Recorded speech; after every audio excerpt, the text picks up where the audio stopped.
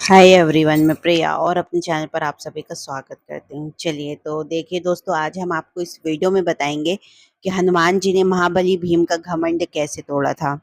कहते हैं कि कोई भी व्यक्ति कितना भी शक्तिशाली हो, बस उसमें विनम्रता की भावना होनी चाहिए। तो देखिए, हमने लास्ट वीडियो में आपको बताया था कि कैसे जो भीम थे वो द्रौपदी के लिए कमल का पुष्प लेने जाते हैं और वहां रास्ते में हनुमान जी मिल जाते हैं। चलिए, तो देखिए, कहते हैं कि भीम को अभिमान हो गया था कि उनसे बड़ा शक्तिशाली तो कोई है ही नहीं। उनके स्वभाव में उनका अभिमान स्पष्ट झलकने लगा था। तो ऐसे में हनुमान जी ने स्वयं उनकी परीक्षा लेनी चाहिए और उनके अहंकार को खंडित भी कर दिया। तो देखिए, हमने इसमें आपको यही बताया कि विनय और श्रद्धा के महत्व को ही ये कथा में बताया जाएगा। कहते हैं कि शक्तिशाली कितना भी व्यक्ति शक्तिशाली हो, बट उसको विनम्र रहने की शिक्षा भी दी जाती है।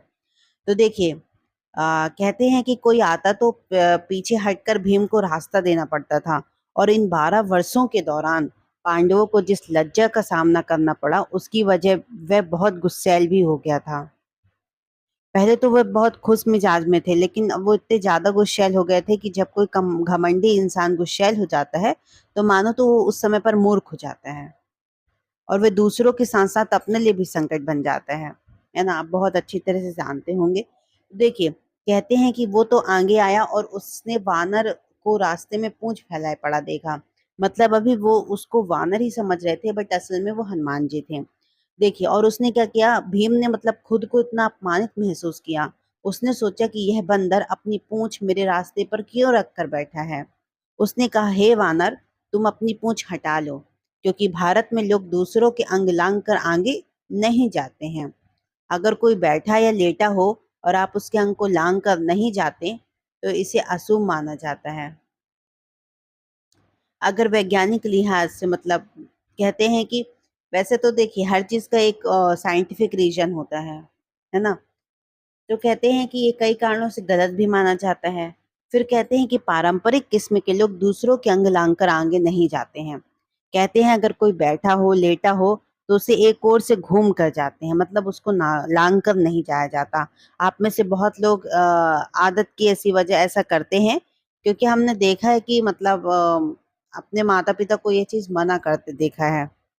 ऐसा भी बोलते हैं कि आपको ना पता हो ऐसा क्यों करते हैं। अगर आप किसी को नहीं लांघते, तो भारत में जन्मे लोग अक्सर लोगों को टॉप कर नहीं जाते। और उसने कहा कि यह पूँछ रास्ते से हटा लो, मुझे जाना है, ऐसा भीम कहते हैं।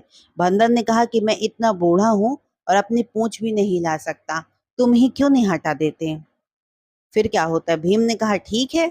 भीम ने हाथ नीचे किया और पूंछ को हटाना चाहा, पर वह पूंछ तो टस से मस न हुई। उसने अपने दोनों हाथों को जोर लगा दिया और फिर भी पूंछ न हिली। भीम को विश्वास नहीं हुआ। भीम को अपने बल पर बहुत घमंड था। उसे लगता था कि वह धरती का सबसे शक्तिशाली प्राणी है। नगाओं द्वारा फिर वह नव पाषाण घोल से उसकी ताकत और बढ़ गई थी। वह हमेशा अपने बल को बढ़ाने के लिए कसरत करता रहता था और आज एक बंदर की पूंछ नहीं हिला पा रहा था। वह इस अपमान को सह नहीं सका। उसने अपनी ओर से बहुत कोशिश की, पर उसे उठा नहीं पाया। फिर वह अपने घुटनों के बल बैठकर बोला, आप कौन हैं? अगर मैं इस पूंछ को नहीं हटा सका, तो आप वानर हैं ही नहीं। अब आप सच बताइए कि आप हैं कौन? फिर क्या? तब उस वानर ने बताया कि वे रामायण काल के हनुमान हैं। रामायण महाभारत का ही अंग है। बहुत समय बाद वाल्मीकि ने इस कथा को एक महाकाव्य के रूप में अलग पहचान दी। अन्यथा रामायण महाभारत का ही एक अंग था। यह बहुत लंबा महाकाव्य था। वाल्मीकि ने इसे अलग किया और राम का महाकाव्य बना दिया।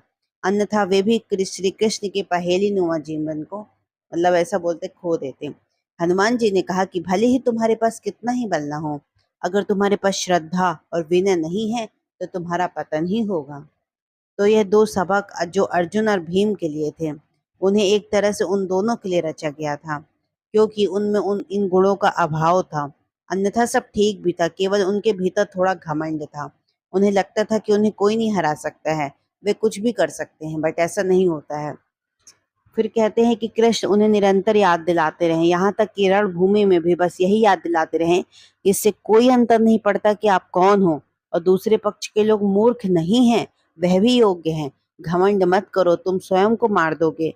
वे अर्जुन को निरंतर यही हमेशा कहते थे कि वह शत्रु के तीर से नहीं मारा जाएगा, वह एक दिन अपने घमंड से मारा जाएगा।